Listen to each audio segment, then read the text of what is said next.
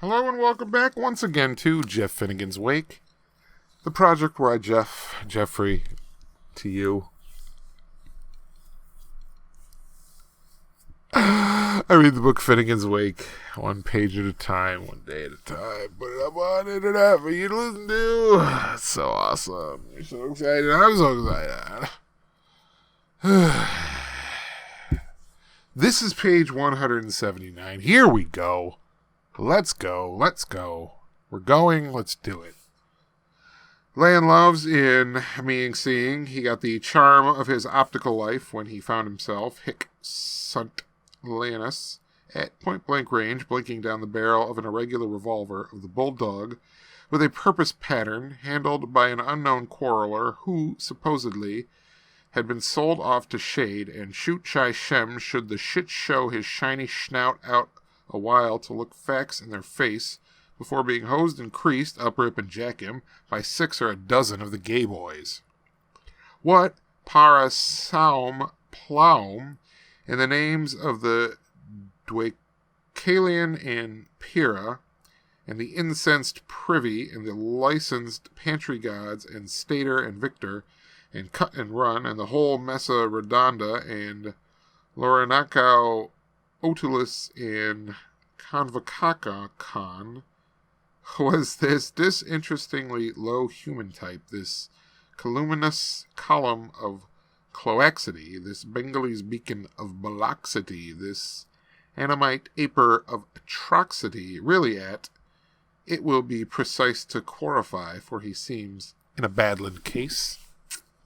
The answer to do all the ditties in one deddle would sound, from pulling himself on his most flavored canal, the huge chest house of his elders, the Popapreta and some Navico nevies, he had flickered up and flintered down into a drug and drunkery addict, growing megalomane of a loose paxt.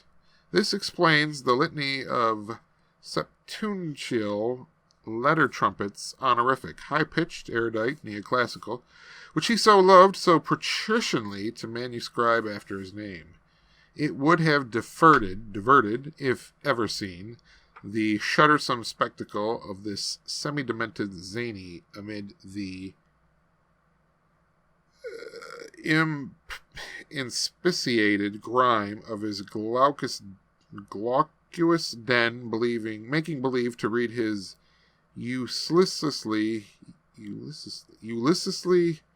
unreadable Blue Book of Eccles, Edition de Tenebra, even yet size the most different, Dr. Pointagenk, authorized Baudelaire and censor, it can't be repeated, turning over 3 sheets at a wind, telling himself delightedly, no espeller more so, that every splurge on the vellum he blundered over was an ailing vision more gorgeous than the one before, tits, a rose shell cottage by the sea, for nothing if ever, a ladies' try-on hosiery raffle at Liberty, a sewer full of guinea gold wine, with branca mange pedanopi, and 6-cylinder oysters worth $1 billion a bite, an entire opera house. There would be stamping room only in the prompter's box, and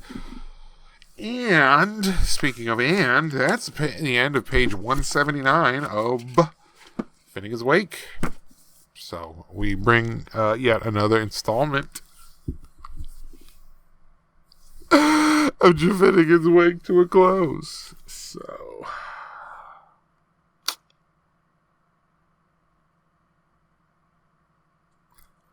good night.